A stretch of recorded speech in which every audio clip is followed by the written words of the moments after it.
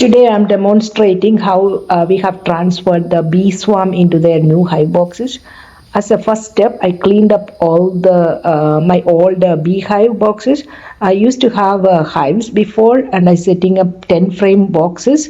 My friend set up a swarm trap, and he got two swarms, and he gave me one. This is the trap box, and if you place this trap box near a bees with full of eggs in it, they will swarm one day and escape from their home, and that's where we place this trap and catch them.